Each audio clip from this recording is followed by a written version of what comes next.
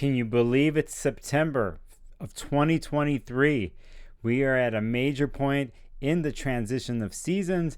This particular video is going to talk about all the important dates and aspects that I've seen astrologically for the month of September. I'll have some charts, some graphics, but I'm going to run through these at a certain pace here because there's a lot that I'm going to bring up. I will have chapter markers down below for you to skip around. If you're new and you dig it, hit the subscribe button. Who am I? My name is Nicolas Polymonakos, aka Sparkles of Gold, and let's start the September 2023 forecast. We start the month with a huge day for the year, actually, and it's September 3rd, and it has to do with Venus in Leo finally stopping their backward story, their retrograde story here on Sunday, September 3rd at 6:20 p.m. Pacific time. Here's the chart up on the screen. I call it Venus stations forward. You can see this right here. That's the way I'll call it. And I will make a note for you here on the screen. You will see here at 12 degrees, Venus stations, there's a little S there, stations forward. Huge moment in the Venus and Leo cycle. We've been waiting for a long time. It was July 28th at 28 degrees Leo that Venus stopped to start its backwards movement cycle. It's like almost 43 days, I would say, 42, 43 days of going backwards till we get to this place on September 3rd, where how we start off the month with Venus stopping its backward motion and moving forward. And here, now, from the time of September 3rd and until Venus leaves Leo, you could see here on October 8th, when Venus enters Virgo, Venus will go over the degrees from 12 degrees Leo all the way to 29, and it will start to move faster and faster. Now, in the sky right now for the last week, Venus has been appearing as morning star, and it's been showing itself. And I think here for the month of September, it is probably the main storyline of the month, really, where Venus finally gets to show herself in this reborn way and test itself in the world this way. I'm not saying it's going to be perfect or whatever. There was a lot of, I think, challenges during the Venus and Leo retrograde part of the story. And many of us know these challenges and have encountered them in the fixed parts of our chart. I always like to remind people, Taurus, Leo, Aquarius, I miss Scorpio. How can I miss Scorpio? Those four are fixed signs. And if you have any planets in those fixed signs or your rising sign is there, let's say between 12 degrees and 28, 29 degrees, you've been deeply affected by this transit. We are about to go over what we just reviewed for the last 43 days and all the lessons that were learned, and Venus now will start to apply those lessons and showcase her new wardrobe, her new way of expressing herself through Venus, her new way of finding harmony and balance through love and resources and through one's own self-worth, and how that is expressed now. And it's been expressed for the last 2 months. I mean, since June, since Venus has entered there, but it's gone through a cycle of a death and rebirth process. So here, it's kind of a new shell, a new way, a new look coming up on stage early as evening star. So here on September 3rd at 6:20 p.m., Venus starts its forward cycle. As I go forward in this video, I'm going to point out certain huge chapters in the Venus and Leo story for the month of September, and I will give you some past guidelines for you to make the connections. Again, on October 8th, Venus will finally leave Leo and enter the sign of Virgo.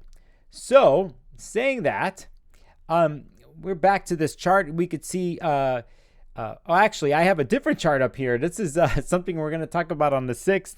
I don't want to skip too far yet, but we'll go back to this chart here. And this is a repeat, 12 degrees. There isn't any necessarily major aspects happening. There's the ongoing aspect, just to make note of this, of Jupiter in Taurus at 15 degrees and squaring Venus. This has been ongoing since June.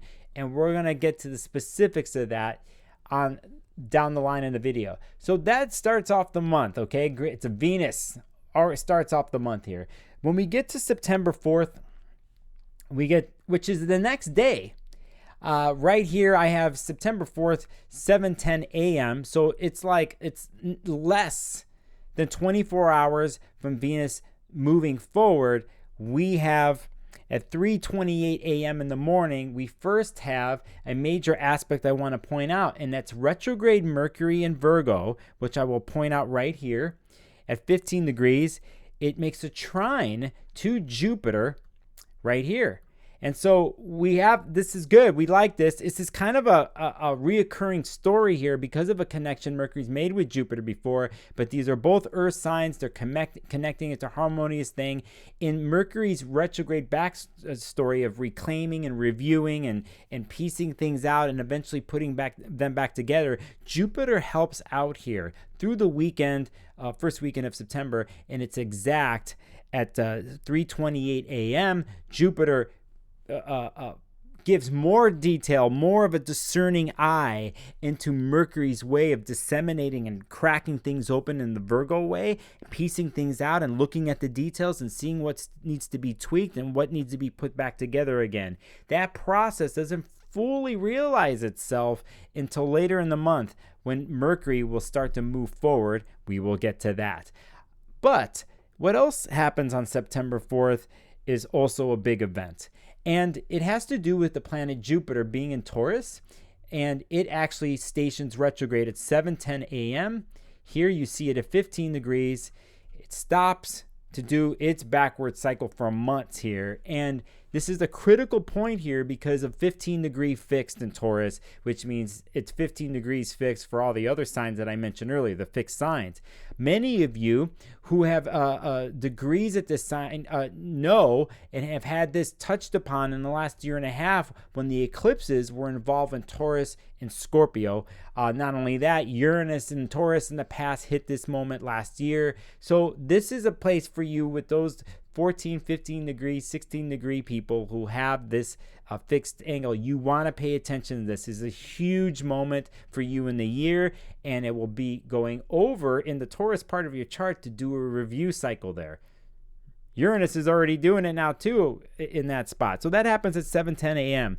We get to the 6th of September. You can see already within the first week of September, we have a lot moving. We have a planet moving forward, Venus. We have another planet going backwards to make a total of 7 planets retrograde, including Chiron, because I use Chiron in the chart at this moment. It's nice to have Venus moving forward, but it's the only one kind of there moving forward. Mars is moving forward too. So we got those two lovers trying to move forward. And we'll get out of this place and we'll get to September 6th, which is right here. This is huge too, another within a week, and it has to do with Mercury in Virgo and in a point in the retrograde story that it always does. Remember, Mercury goes retrograde 3 times a year, sometimes for 3 weeks on average at a time. So at this point, Mercury in Virgo, on this day, it's 4:09 a.m. on Wednesday, September 6th. These are all Pacific times. Mercury at 13 degrees is conjunct the sun and goes into the heart of the sun, moves backwards through the sun. At the moment that it's purely in the middle with the sun at the heart, they call that the CAZIMI moment. It's together, but pretty much this is a purification moment that happens for Mercury in Virgo. And I think a lot of astrologers would agree with me. I am definitely about this. When we deal with Mercury retrograde situations, we hear things, don't do this, don't do that, don't sign this thing. But if you can avoid certain things and it's specifically hitting your chart, disclaimer, I think things like this really have to be connected to your own chart, not just in the public mass way of saying things about Mercury retrograde, because I think it gets a bad rap. Have things been breaking down? Yes. Have it been software systems been haywire? Yes. But for one's own personal story, it has to connect with one's own chart. So here at 13 degrees, if you have anything there mutable in mutable signs, I'll do this with you. I always going to do this. Mutable is Gemini, Virgo, Sagittarius, and Pisces. Those are mutable signs. Here, this really affects you. But here, Mercury, in its retrograde cycle for 3 weeks, hits a the midpoint of it. And the midpoint is usually when Mercury goes through the sun. We dig this moment. We like the clarification. We like the purity, especially in this case, because I think even though Mercury's been retrograde in Virgo, it still loves being in the sign in Virgo. So as for Mercury being retrograde in other signs, it can be more difficult. But here, Mercury still has its mutability and its penchant for maneuvering, even though things are going backwards. It's here at this moment at Mercury Sun where we have a clear point in the retrograde story within the 3 weeks. It is here, whether you're going to be in a meditative quality in the Virgo part of your chart, or you need to send the email or the certain type of communication, or you just need to get these Mercury and Virgo story thoughts together, all lined up. You get a big moment here. It doesn't necessarily mean you have to actually take an action, but if you're in a planning phase or an orderly phase where you're reordering things, here is a moment on the day on 4:09 a.m. Pacific, September 6th, going into that moment and coming out where you have some clarity with Mercury. I'm always going to point out this particular transit because in general, I just think Mercury is such a major player in our lives. And, you know, we have this. So I just want to quickly recap. I talked about September 4th, where Mercury is going to trine Jupiter. This is right before Mercury goes into the sun. September 4th, 328. Jupiter and Taurus will station retrograde on that day. When we get into the next day, as I mentioned, Mercury in Virgo, which is retrograde, is conjunct the sun at 4:09 a.m. Now you could see here on September 8th is the next date. The yearly Sun trine Jupiter happens. Sun being in Virgo, trine Jupiter and Taurus, newly retrograde, stopped. It's not moving fast. It's slowly starting to go backwards. That happens on September 8th at 4:12 a.m. And we make a note of that because when the Sun and Jupiter get together, the Sun is magnified. It's elevated. And even though Jupiter is retrograde, we take this moment in for a more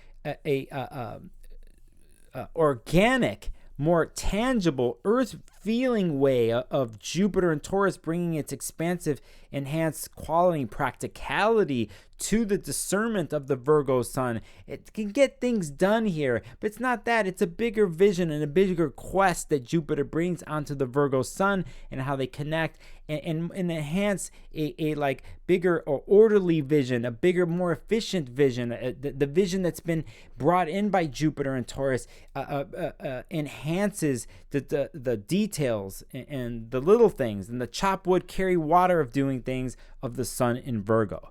When we get to the September 10th, I put this in here because it's like August 10th is Leo. We go into the Leo moon and it's balsamic phase. And the reason why I bring this up is because I'm into balsamic phases. And if you don't know what a balsamic phase, the moon in astrology, the way we gauge it besides degree and all the signs that it goes through every month, in a sense has 8 phases. And the balsamic phase is the last phase of the lunar cycle before we have the new moon. You could see already in the graphic on the screen here that I have August 14th, new moon. So you could see like 2.5, 3 days before we have this new moon, we enter in the Leo moon, and it's balsamic. Balsamic means ending. It's the recycling's done. We're clearing the dirt out to get ready for the newness and the new moon that's supposed to come. But this phase in Leo, the reason why I'm bringing this up is because of its connection, Leo moon's connection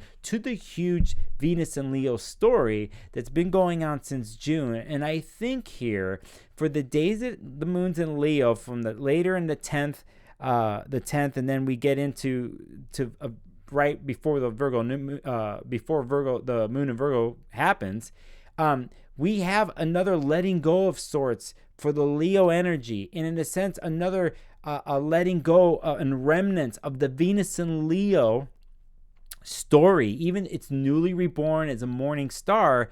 I think this is important to note. When we get to August 14th, you see here the Virgo new moon happens at 6:39. I will bust that chart out for you here. Let me see if I can get it right there. Here is the new moon chart, September 14th. I will make a note to show you there. I'll pick a different color this time. There is 21 degrees is when the sun and moon are conjunct, and it's a another sense of newness for the Virgo story. Mercury being in Virgo, Mars was in Virgo for almost 2 months, even in the summertime. So what Virgo story's been carrying on for months here. Here we have the newness, we have the freshness, which Virgo, I think, really loves in the end. I think when Virgo functions the way it does, it needs to get dirty first before it becomes clean. In order to find the efficiency and the purity and the perfection, which is it's not really, perfection is rare, by the way, in my mind, but to go for that goal of efficiency and for things to move, for the little things to carry us day by day or wherever Virgo is in your chart, we have newness here. We have a brightness here, a cleanliness, a purity in form and function, and we enjoy this. Now, the reason why I have this chart up is because something very interesting and that's along with this, and it has to do with Uranus and Taurus. Uranus, the planet of shakeups, progressiveness, rebellion, revolution at times. Its goal is to come in like a lightning bolt, electrical energy, and to shake up anything that's hitting your chart. In this case, it's been shaking up the Taurus parts of everyone's chart since 2018. It is making an exact trine to the new moon. At 21 degrees, we see 21 here, and then the Uranus is at 22. We are digging this. And this is, I think, for you earth signs, and we need this. And for even those people who are fixed, who have had a hard couple, 2, 3, 4 years, you're digging this too because this new moon affects you too. But in general, Uranus right here, we appreciate its movement and its connection to bringing something fresh, something progressive, possibly evolved, a more a different way, a different side, a different way of viewing things and presenting things. And it's putting this on the new moon itself and the lunation. So there's something a little electric, something a little new, a little exciting to this new moon. I'm not saying Virgos are boring. They're not, but sometimes when you deal with configurations and efficiency and order and organization, it could get boring. It could get monotonous. Uranus shakes this up a little bit and gives it a little bit of fun, freewheeling a vibe to the new moon. Again, if you have anything in degrees here, in Earth at 22, 21, this is a great lunation, I think. There's other aspects of this, and I will point this out because it's coming down the line, but I just have to do it. If you haven't noticed in this chart, we have the newly retrograde Jupiter at 15 degrees still here, right? Remember, Jupiter stationed retrograde on the 4th. We're at the 14th here, so it hasn't even moved a degree. It's still at 15. It's just been locked in here for 10 days now. And so here you could see the almost pretty much exact square to Venus. And this is part of the lunation too. So we can't forget that, which means that the Venus and Leo story is connected to this lunation and chart. And I think here, and I'll get to the exactness in a second here in a couple days later, but I'll put it this way. We want to make note that Venus and Jupiter here are squaring each other off. And it's kind of building exactly to the third time this has happened since June. I'll get to the specifics about this in a second, but we just want to make a note of the new moon, the freshness of it, the electricity of it, and the inflated relationship and over-the-top relationship Jupiter is having with Venus, and Venus really showing herself now in Leo here this whole week and leading up after this for the next couple days.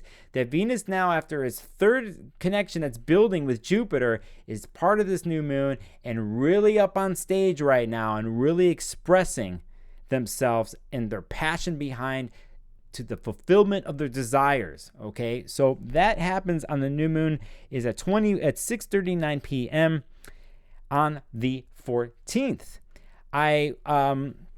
You could see here, I brought that up in a graphic, Uranus and Taurus trine the new moon. Here we get to the 15th, and you could see here, the first thing I have is Mercury, less than 24 hours after the new moon, stops its retrograde cycle. Mercury being in Virgo. For a reminder, you Virgos out there, you have planets in Virgo, Virgo risings. Huge week of the 14th, 13th, 14th, 15th, 16th for you. We have Mercury starting to move forward for you. We have the new moon that's happening. That's electric. You could see the movement happening here. And in general, I think when Mercury either stops to go backwards or stops to move forwards, like we have here on the 15th, these are volatile days in general with Mercury retrograde cycles, pretty much connected with the new moon. I'm going to let you all be the judge of how you do things around that time. It's pretty much a weekend, too, because September 15th is a Friday, if I'm correct. And we going into the weekend, Thursday, new moon, Friday, Mercury station. And you're going to see something else in this graphic because I know you're already reading or whatever. That happens on the same day. Later in the day at 6:23, the sun in Virgo now has a trine with Uranus. Remember, earlier the sun had a trine with Jupiter. Now it has it with Uranus. You see how Uranus now this week is a major player, and it has its hand in shaking things up and making things unpredictable. That could be fun at the same time. If you're not one that's rooted, unpredictability could throw you off. It just depends on your own personal chart and the connection to these aspects. But you could see here how the new moon on the 14th and the 15th, how interesting and volatile it is. In what way? It depends on your chart. For me, I will be watching. I have a feeling I'll be caught up in the mix my own way and juggling things. So practice your juggling now for that particular 48 hours into the weekend. And you could see the next day what I brought up earlier in the new moon that officially happens. Venus squares Jupiter at 11:09 p.m. Pacific, the 16th, which is going in on the East Coast and the rest of the world on the next day on the 17th for the third time. Now, I'll stop here because this is very important, and I want you to take note of this. Really listen. I don't have this drawn up on the screen or anything. All right? This happens at 15 degrees. The last time when Venus squared Jupiter, the second time, right, was at 15 degrees. This was during the Mercury retrograde cycle. That was August 22nd, 2023. But the first time happened all the way back on June 11th is when the first square to Jupiter happened. Venus and Leo being fresh into Leo made its first squaring connection. Squaring is 90 degrees. That's a challenge that happens, right? Jupiter and Taurus, Jupiter magnifies. It makes things bigger than they are sometimes, and it's doing that to Venus. Venus and Leo already dealing with drama and extravagance and expression at times, okay? It just depends on how much you've learned with the cycle in your chart.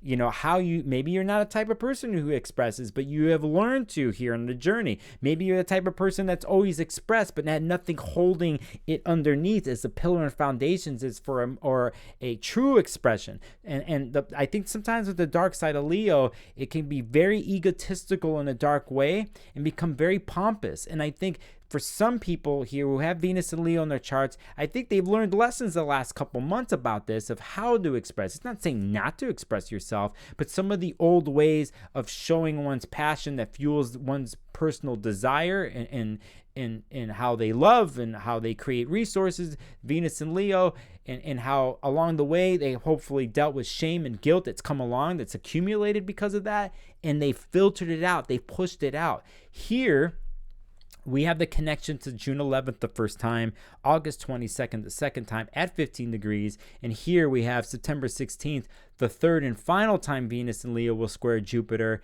the third time. I make note of this, and I started the video talking about how big it was this month for Venus and Leo, because now they get to apply the things they learned in those 43 days of being backwards and even before. We're going over the same degree space that we did when Venus was going backwards. So the same storylines that have been coming up in the Leo part of your chart, the same thing. It's not over, but here we have a way of applying what we've learned, the newly found, the rebornness, feeling the energy behind the expression. I'm not telling you not to express yourselves, y'all. I'm not putting a bad rap on Leo, but here you get to really stand up on that stage now a little bit and show us. Show us what you've created, this new creation of yours. Express that. We want to see it. We want to share that in with you. When Venus squares Jupiter, when it's flowing, when you transform the square, everyone, there's a bounty that's created there. And when people are sharing in the bounty that Venus and Leo creates, this makes Venus and Leo happy because they're seen for what they're creative, but it doesn't overinflate their ego. At the same time, Leo energy, in a sense, wants to share creation. That's why there's this passionate life. Like, look what I made, look what I did.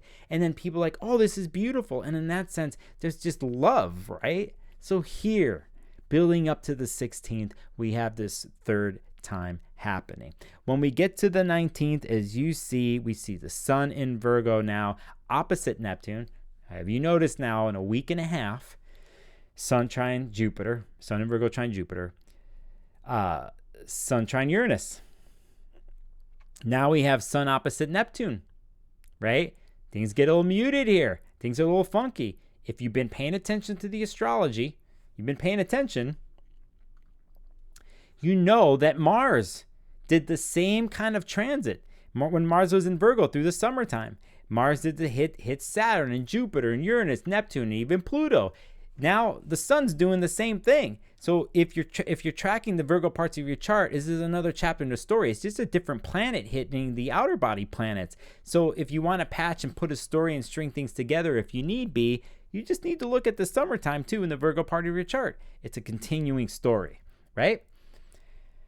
All right, I'm just going here. Thanks for sticking with me. We're going to go back. We see the sun opposite Neptune at 4:17 a.m. on the 19th. When we get to the 20th, just the way it should, it leads into my next slide that I made to make this easier. And now we have the sun trine Pluto on the next day at 10:20 p.m. Pacific, as I was leading to this moment. And you could see on the screen now, a big moment that's happening on the 22nd and 23rd. And it's when we have the Libra birthday start. I'll pull this up on the screen there at 11:50 p.m. Pacific on the 22nd, which is really other time zones is the 23rd. We have the sun moving into the birthday Libras, which is officially the fall equinox in the northern hemisphere, the spring equinox in the southern hemisphere. Major transition moments. I will stop and say here, and I'll reiterate this later. If you haven't noticed, we have a bunch of planets that are retrograde, and we have a main one, Venus, that moves forward. Okay? We talked about Mercury moving forward. So you have Mars, Mercury, Venus moving forward, but you have all these other planets moving backwards. Bring in the fact that most of the month of September is Virgo time, a mutable sign. There's a push-pull aspect happening here this month of September, if I were to sum it up. Wanting to move forward, but a lot of other situations and planets just freshly moving backwards. So you have this feeling of like going forward, but then being held back. Or one wants to go forward, but they have to go at a certain pace.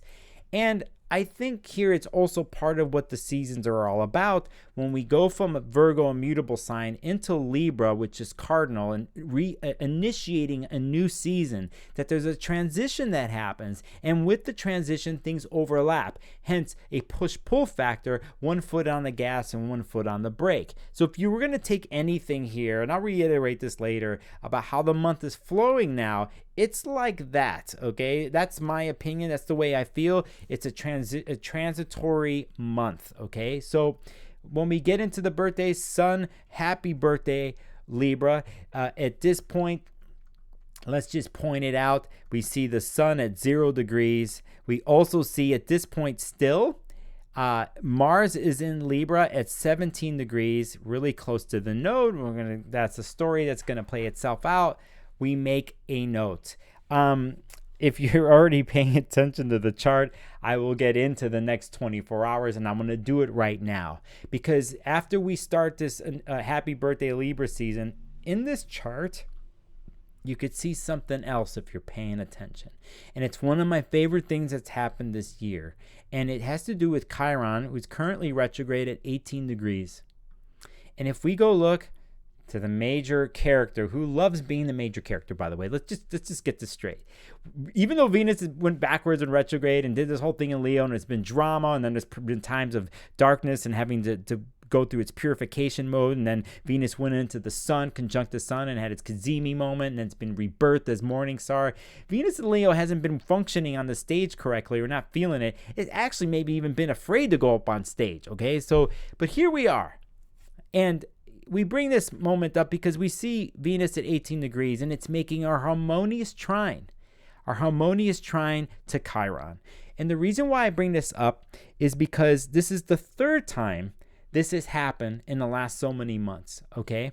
And the last time it happened was the weekend where Venus in the retrograde cycle went into the heart of the sun in the CAZIMI moment. And that whole weekend, Chiron was a major player in everything. So here we have the next and final connection that Venus and Leo has with Chiron. Not only has Venus and Leo taken and accepted the support of Chiron and Aries, and showing to how to mend its wounds, to how to integrate one's wounded Chiron and Aries self into the Venus and Leo story. Fire gets along with fire here. They have an affinity for each other, the way they fierily express each other about their wounds, the profession of that, but also I think how being proud of what the wounds one has. And I think this is very important if you've been affected by this, because it's to show that we're not perfect, and not being perfect.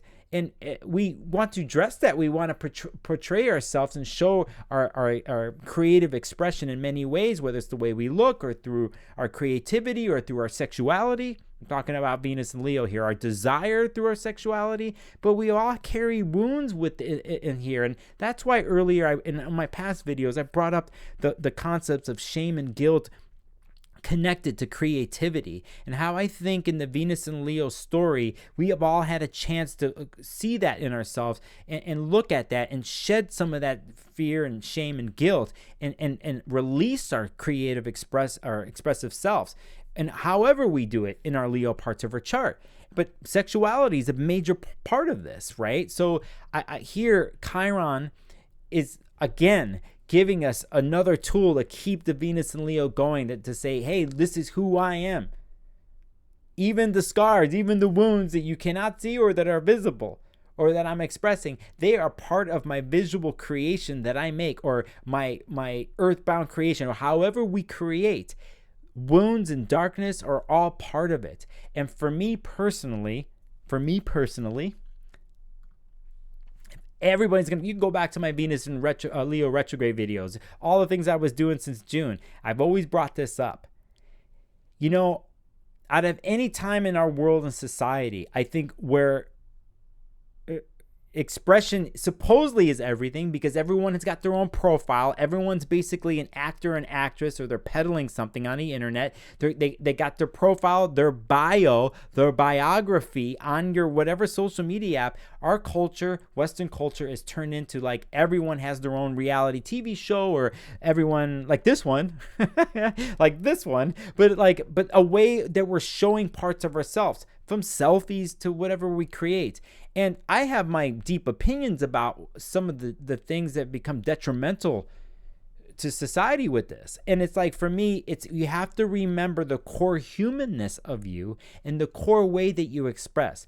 Our tools and the things we use these days happen to be computer oriented. A lot of it does, and apps and all that. Okay, that's cool. But what I'm saying to you all is, don't forget the organicness of it all. That it doesn't necessarily have to be an app. It could be the way you just walk across the street, or the way you walk into a park, through the park by yourself, and your connection to beauty, to nature, Venus, beauty, and your senses connected, and how that inflames the passionate fires of oneself, and how they express that nature reflects back to you who you are and how you connect as an individual, and then that is reciprocated back out into the world. It brings inspiration and lights those fires of passion to fuel one's desires, for what they want, Venus and Leo. Here, Chiron and Aries always helps with this, always says, you know what, you don't even have to be afraid to show your wounds. As a matter of fact, your wounds and all these things that you've battled through and you've shed, you've turned into gold. You've turned into something else, and you can show that, and it's okay to do it. And if no one cares, or they boo you, or they whatever, it doesn't matter, because at heart, in the Venus and Leo story, even though it needs to relate to the outside world, at heart, at the core of the story, has to do with just how one feels their light and their fuel, and deal with their basic human right to live expressively on planet Earth. So don't forget that. And on this day, on the 23rd, at exactly 1:17 a.m., we have the third time that Chiron Venus trine. The first time, to take notes, is June 29th, Venus and Leo first trined Chiron. And then August 14th, this was the weekend of the CAZIMI, was the second time. And here we are with the third time. Okay, so thank you for listening to that. I'll keep going. And then here on the 24th, Moon conjuncts Pluto in Virgo. That is incorrect. It's Pluto in Capricorn. I just want to point that out. I'm a Pluto in Virgo. You can see where my mind is. That's on the 24th. Why am I mentioning this? It's because I like to make note of every time the moon is going to conjunct Pluto every month. In this case, it's Capricorn. We make notes of this because it has to do with a longer Pluto and Capricorn story. I'll leave it at that. Same day, though, Mars in Libra opposes Chiron and Aries. Now, this happens at 1:06 p.m. Pacific. I threw this in here because of the rant that I just went on about Chiron and Aries, and how I've been talking about this on my channel for 2 years now. It's almost 2 years, a year and a half, and this huge story that's happening with Chiron and Aries. Here, Mars in Libra opposes it, directly opposite Chiron, and there is a interesting chess game going on here, because Mars in Libra is a chess game, a political relationship chess game, where the Mars not feeling at home in Libra will push the Libra way to its detriment, in a sense, to where it's not functioning, which means passive aggressiveness, using style, charm, and grace to get someone's way in relationships, where, in a sense, Mars usually will do it by being forward and honest and clear. Here, we don't have that per se, right? We wish we had Mars in Aries here for the forwardness and the brashness. But here, Mars in Libra, it kind of plays a little of a balancing game, a little too much maybe. And in one way here, clashes with Chiron and Aries, who's saying, hey, I've been here before. I know where this leads to relationally wise. I don't actually get to have my say, or I'm not heard, or there's no decisions being made, or nothing moves forward in a relationship between you and I, Libra, Mars and Libra. And here's the Aries talking. Like, Aries is like, listen, I actually taken some wounds, even you have, with this. And then Mars and Libra is like, try to just gloss it over and candy it over. And in a sense, being afraid to make a decision, because it could rock a so-called harmony, or old school harmony, that's not really efficient anymore. It's not functional. So here we have a stalemate. We have an opposition. And here there's a lesson to be learned, how to incorporate Chiron and Aries on one side and Mars and Libra on the other, and to incorporate. So there's a deal that's being made here, possibly, if we were to think about it, moving through the garbage, the gunk of an opposition, where they're going to hear each other. But where Mars, I think, in Libra here, is used to listening, but maybe has to find another way to listen. And actually, I think, needs to be more direct in what they're trying to say and portray and what they want. And Chiron and Aries really can deal with the directness. Okay, so that happens on the 24th. Again, that's a mistake. It's Pluto and Capricorn. You could see here on the 25th, when we bust through here, I have a 509 Mercury trine Jupiter in Taurus. Mercury now has been moving forward here since mid-month, since the retrograde station happened on September 15th. Now is trining Jupiter and Virgo at that 15, 16, 17 degree mark. and we could see how important this is. This is not the first time it's happened. It happened before.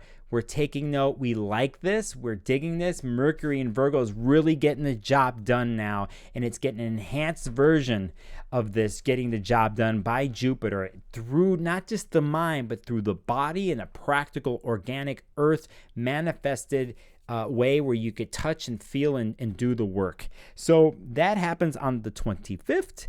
And we're going to get to the 29th here. And it's the full moon in Aries. I will bust that chart out for you here on the side while I do. You're going to see me do this, actually. You're going to see me do a new moon on the 29th. I will go right here like this. And here at 2:57 a.m. Pacific, we have the full moon at Aries at 6 degrees. I haven't taken a breath yet, have I? 6 degrees right here, and here's the sun. They're opposite of each other. And now we have, this is the end of the month. And now here's where things really start to shift in another way, astrologically, transit-wise. And it's been brewing for a while because Mars here has been in Libra here for a little bit now. It's getting close to, it's like 3 weeks now, it almost is, that Mars has been in Libra. Okay? You can see it. It's getting close to the south node in Libra. But keep on track. Here's the sun in Libra, full moon in Aries, 6 degrees. Huge, because whenever we think full moon in Aries or any full moon, we go back to 6 months ago. We want to go back to 6 months ago when the new moon happened in Aries. And if we think about this time, it has to do with end of March into April is when we had eclipses start to happen. One of them happened at 29 degrees Aries. This is the other side of it, okay? So just so you get this, just so you understand, there's a tie-in to the springtime. So here we have that. There's other aspects we see here. We can see Venus at 22 degrees Leo. It's connecting with the node, the north node and the south node. But we still have this, well, it's going into my next thing, but I'll preface it now. We're going to pay attention to Venus at 22, and we're looking at Uranus at 22 right here, and something's been building all month, and it's never really left since the beginning of June. It's a Venus-Uranus square. Most importantly, we want to point out here, we just want to point out the major lunation that's happening, and it's a door opening to an eclipse season that is going to happen in October, where Aries and Libra issues are going to be first and foremost the theme. So that happens 2:57 a.m. Pacific on the 29th. I might as well bring in the story here. I'll bring in the graphic here that on the day of the full moon in Aries, 6 degrees, you could see later on, it's 5 hours later, that Venus officially squares Uranus for the third time this year. And this is the final, I would say, final major aspect that Venus and Leo is going to make in their story of that started all the way since June. Venus is going to make aspects before they, go into Virgo. But as for the major planetary bodies involved, here we have the a major final chapter, and it's actually, I think, more dramatic than the Venus square Jupiter thing. And we had the Venus trine Chiron, but here square Uranus. Now, the first time this happened was July 2nd, right? This is the first Venus Uranus square, and then the second time it happened was I see August 9th is what I have here, and here's the third time. Venus goes out with a bang here. And I think here we have to come to appreciate the newness, the forwardness, and the way Venus has shaken off an old shell. I think this could be a celebratory moment here. But only if one in the Leo part of their chart, I think, or if you have Venus in Leo, you got Venus or Leo rising, Moon in Leo, all like Mars in Leo. Have you learned it? Have you really pulled it off? Did you really jump out of old ego shell and come up with a new and vibrant, reborn way in being, in a sense, understanding what being humble is. I'm not telling you have to be humble because you all want to express yourselves, but there's a certain humbleness that can come with the death and rebirth process. And with that, I think breeds honor and eventually nobility, right? A way of standing and a way of carrying yourself, which I know inherently in the end, Venus and Leo is all about that. How they're being seen, their reputation, what's involved and how they are. But have they learned the lesson? Have they figured it all out? And if they have, and if they've done it, this Venus square Uranus, I think, is amazing. I think it could be huge and a glorifying moment, an honorable moment in Venus and Leo's expression. But let's say the story isn't completely quite there yet. Here we have another shocking chapter in the Venus and Leo story where Uranus comes to shake up something one more time on Venus and Leo. It's just how the shaking and electrical energy and unpredictability of it all is happening, how it happens. Are you riding with it or are you resisting it? And if there's a resistance, it's because something else needs to be let go of finally. There's still a couple remnants here. So anyway, Uranus here is coming to do its job here for the third time. This is a big way to go out for the month. It's a big way for the Venus and Leo story to end. And I think once Venus moves through here, we have there's a surprise here with this one.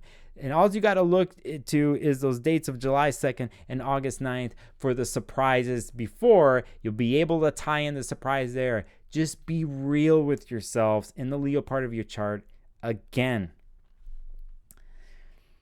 I'm going to say this.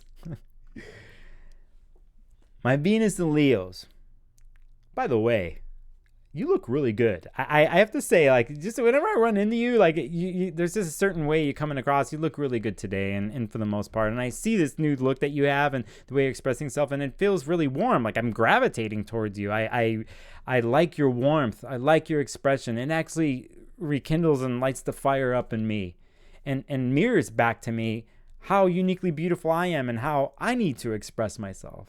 And there's no one like you. And I see what you've been through since June. I could see the darkness that you stood in and the way you've had to look at yourself. And the old ways that didn't work anymore. And then you realizing and how there was tears shed because of that. And how it could maybe possibly shattered your heart. Or possibly the relationships that you've been in and have been involved in, whether they're intimately or friends or family or however you've been relating to the world, went to a place of a goodbye of some sort internally, and probably most likely was reflected to you externally. And in goodbyes, there's sadness, sometimes remorse, maybe resentment. Most of all, you looked at yourself and you hopefully moved through those things and you confronted yourself. And you saw the work that you had to do. And most likely, I would say here, the biggest piece of work is that the letting go that you had to do, especially when you went through the sun in August. To go through that. It's not all candy. Death and rebirth, metaphorical death and rebirth, or literally, it's not easy. It's the hardest thing to do. So, you've been coming out here and I've been seeing you newly reborn. You're like this morning star, showing your brightness, showing this love to us, reflecting what love is all about and how we express love in the many ways that we do it on this planet. And so I see you here now and I see your journey and I just want to applaud you for it. I want to thank you for showing us how to do that journey for the rest of us. Also that you're not alone in it. And I've been right here with you the whole time. Even though I might not have seen you face to face, I've been thinking about you. I've been meditating with you. I've been right there on the spiritual trip, on a ritual way. It's all ritual. So I see that ritual in you, Venus and Leo, you out there with that, and where you are. Saying that, you're at the end here with a Venus-Uranus square. Yeah, let's go out with a bang, but let's be real. The reasons why you would want to do that, and know your intentions. Know where you stand. Take everything you've learned and put it into the intention of how you're showing yourself in the world and the reasons why. And be real with it, wounds and all. Connect to that inherent eros that's everywhere, that's always been there and it always will be there.